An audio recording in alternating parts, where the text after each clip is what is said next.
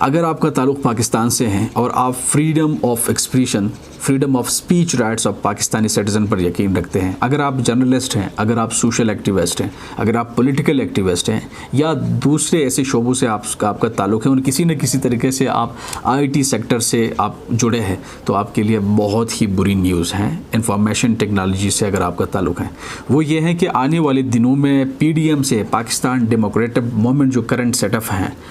उनसे कुछ ऐसी बिल्स पास कराई जा रही है जो इन्हीं सारी पेशावरों पर अटैक होंगी जो हमने डिस्कस की, और उन्हीं सारे लोगों पर एक किस्म की अटैक लॉन्च की जाएंगी जिनके ज़रिए वो freedom of expression rights of Pakistani citizen enjoy कर रहे हैं और इस पर काम कर रहे हैं। और अगर यूट्यूबर, इसके अलावा फेसबुक यूज़र और ऐसे बहुत सारे दूसरे जो हमारे सोशल मीडिया यूज़र हैं, उनके लिए ये बहुत ही ज़्यादा इम्पैक्ट करेंगे उनकी ज़िंदगी और लाइफ को। अच्छा, सबसे पहली बात वो ये है कि पर्सनल डेटा प्रोटेक्शन बिल 2023 और साथ साथ ई सेफ्टी बिल वो पास कराई जा रही हैं पाकिस्तानी कैबिनेट और पार्लियामेंट के ज़रिए। और रिसेंटली कैबिनेट और पार्लियामेंट में कौन है? पीडीएम है, यानी कि पीपल्स पार्टी, जिनका ये दावा है कि वो इंसानी हुकूक़ के लिए काम करते हैं, वो डेमोक्रेसी के लिए काम करते हैं, और साथ साथ नून लीग उनके ज़रिए और जो दूसरे उनके इत्तेहादी हैं, एलाइज़ हैं, अवामी नेशनल पार्टी, ऑफ कोर्स उनका कंट्रीब्यूशन भी उसमें ऐड होगा। तो होना ये है कि इन बिल्स को पास कराने के साथ साथ जो पीका 2016 है उसको भी कुछ अमेंडमेंट के साथ काम आने वाले दिनों में पास कराने का फ़ैसला है। पीडीएम जो गवर्नमेंट है मौजूदा, वो अपने टेन्योर पूरा होने के एंड में कुछ ऐसे एहसानात करने जा रही है ताकि आने वाले दिनों में इलेक्शन में उनके ये काम आ जाए। अच्छा जी, इसके अलावा अभी जो पीका 2016 की हमने बात की है, ये डायरेक्टली अटैक होगा freedom of expression, freedom of speech. Pakistan में कुछ इंटेलेक्चुअल्स, बहुत सारे इंटेलेक्चुअल्स और काबिल जर्नलिस्ट या सोशल एक्टिविस्ट वो ये बता रहे हैं कि ये सब कुछ होने जा रहे हैं और होगा भी। दूसरी जो बड़ी बात है वो ये है सेक्शन 20A। सेक्शन 20A के ज़रिए अगर किसी को इस बात का एक्यूज़ बनाया जाए, कसूरवार ठहराया जाए कि उन्होंने फॉल्स न्यूज़ फैलाई है, फॉल्स इंफॉर्मेशन, गलत इंफॉर्मेशन फैलाई है, तो उसको ना सिर्फ 5 साल की जेल होगी भाई, बल्कि साथ साथ 10 लाख रुपए भी जुर्माना देना होगा। अब ये तो आप लोग बेहतर जानते हैं कि पाकिस्तान में किसी के ऊपर भी इल्ज़ाम हक़ में उसको इस पर इल्ज़ाम लगाया जाता है या हकीकत में ऐसा हो जाता है, किसी पर बग़ैर किसी फैक्ट्स के, सबूत के करप्शन का इल्ज़ाम लगाना या फिर उसको रगड़ाना किसी भी सेक्टर में, किसी भी जगह, तो ये बहुत ज़्यादा कॉमन है। तो अब इस बात की कोई गारंटी नहीं है कि किसी के ऊपर यह किस्म की एक्यूजेशन लगाई जाएगी कि भाई आपने फॉल्स न्यूज़ फैलाई है, आपने गलत इन्फॉर्मेशन फैलाई, अगरचे वो कसूरवार ना भी हो सकता है। यानी कि ये सारी चीज़ें इसलिए हमेशा कराई जाती हैं किसी भी स्टेट में, ताकि जो स्टेट पॉलिसी होती है, इस पॉलिसी पर कोई उंगली ना उठाएं और इसको क्रिटिसाइज़ ना करें। अगर वो क्रिटिसाइज़ करें तो उसके लिए फिर ये वो सारे ऑप्शन मौजूद होंगे। इस डर से उनको किसी भी सूरत में ये सारी चीज़ें नहीं करनी होंगी। तो हम बात कर रहे थे सेक्शन 20A की। 20A में जो दूसरी चीज़ें ऐड की जा रही हैं, उसके अलावा इस जेल और जुर्माने के अलावा जो होगा वो ये हैं कि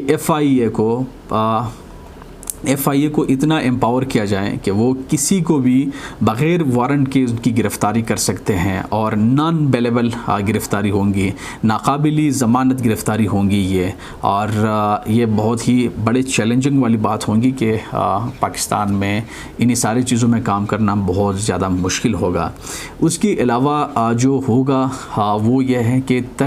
सेक्शन 37 में PTA, पाकिस्तान टेलीकम्युनिकेशन अथॉरिटी को इस चीज़ के काबिल बनाया जाए कि वो किसी भी यूट्यूबर, किसी भी जर्नलिस्ट, किसी भी कंटेंट क्रिएटर के कंटेंट को ब्लॉक कर सकता है, किसी की वीडियोस को ब्लॉक कर सकता है। जो भी उन्होंने किए हैं वो किस तरह ब्लॉक कर सकता है पाकिस्तान टेलीकम्युनिकेशन अथॉरिटी, वो मुतल्लिका ऑफिसेस जो अगर किसी भी सोशल मीडिया प्लेटफॉर्म में फ़र्ज़ करें अगर यूट्यूब पे एक कंटेंट आ गई है और इस कंटेंट को लेकर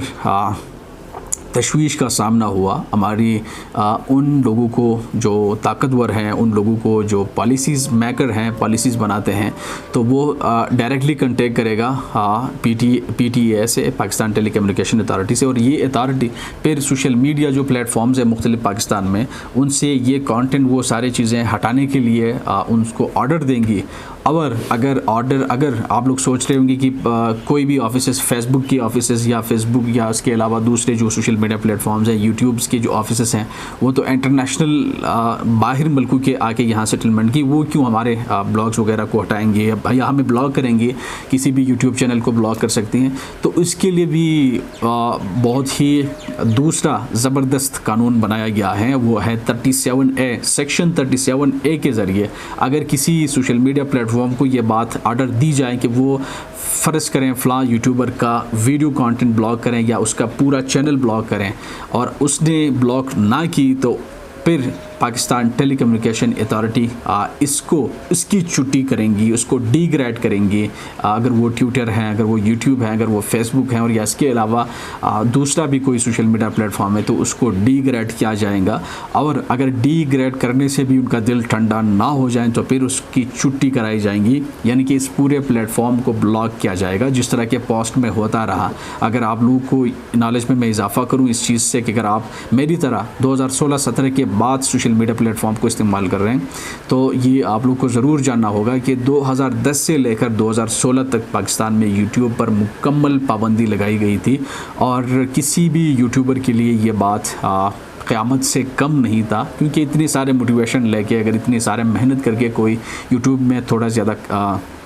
फेम हासिल करता है या दूसरे प्लेटफॉर्म पे वो इसको अपना प्रोफेशन बना रहा होता, और इस प्रोफेशन पे फिर 6 साल के लिए उसकी छुट्टी कराई जाएगी, तो मेरे ख़्याल में ये एक बहुत ही बड़ी बात है। अच्छा जी, इसके अलावा मुख्तलिफ़ तरीक़ों से ऑलरेडी पहले से पाकिस्तान में काम करने वाले सोशल मीडिया प्लेटफॉर्म्स के लिए चैलेंजेस हैं। अगर व्हाट्सएप हैं, अगर इसके अलावा ट्विटर हैं, अगर यूट्यूब हैं, क्योंकि इन सारे चीज़ों से ना सिर्फ जॉब अपॉर्चुनिटीज़ बढ़ चुकी है लोगों के लिए, बल्कि पाकिस्तान में जो उनका जो कंट्रीब्यूशन है जीडीपी में या जो अगर आप इंफॉर्मेशन टेक्नोलॉजी की बात करें, जिसकी वजह से जो कंट्रीब्यूशन है हमारी ओवरऑल इकानमी में, उसका मिसाल नहीं है दूसरे सेक्टर में। तो इस चीज़ को लेके हमारी फिर बिज़नेस सेक्टर पे भी बहुत ज़्यादा असर होगा, क्योंकि जो नई इंफॉर्मेशन टेक्नोलॉजी है, जदीद जो मुख्तलिफ़ ऐप्स के ज़रिए, मुख्तलिफ़ डेटा यूज़र ऐप्स के ज़रिए जो सहूलियत मैसर हैं